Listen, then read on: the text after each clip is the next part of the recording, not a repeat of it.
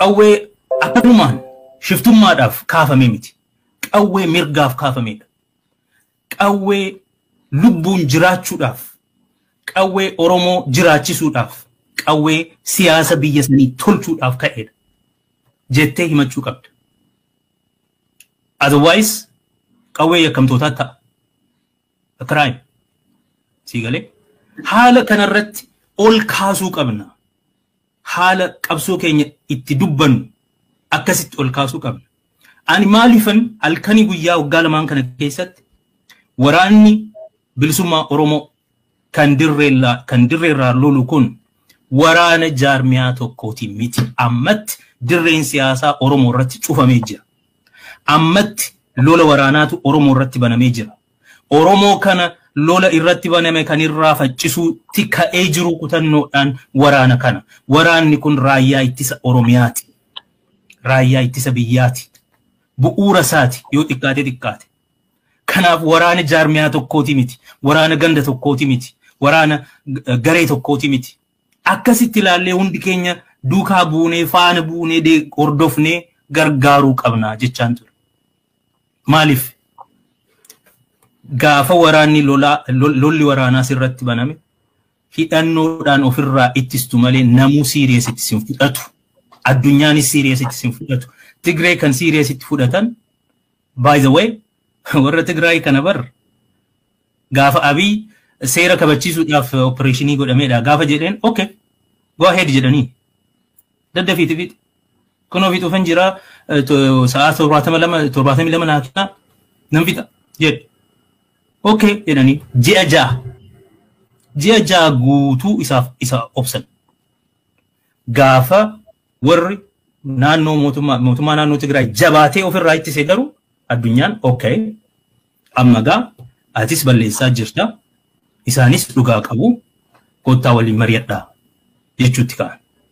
Kan siiriyeesitti fudhatamtu gaafa ofirraa ittistee qofa.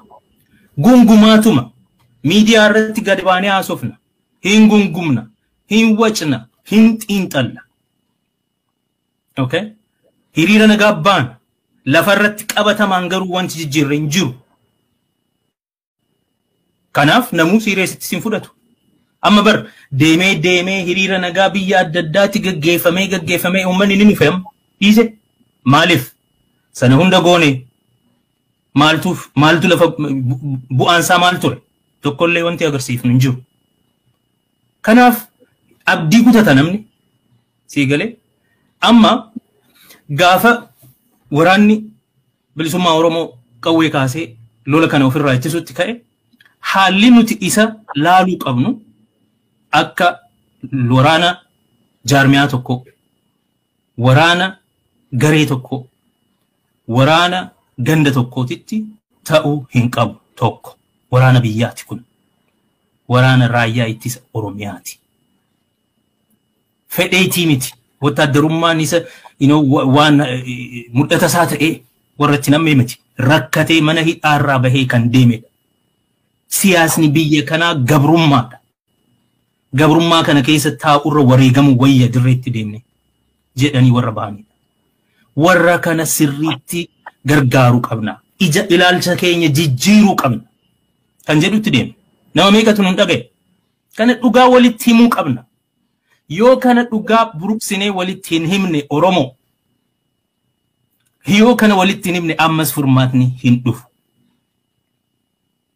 Kana tokko ilaalcha keenya jijjiiruu jechuun akka saba guddaa tokkotti, akka ummata guddaa tokkotti tattaaffii nu goonu kabaja itti kennuu qabna.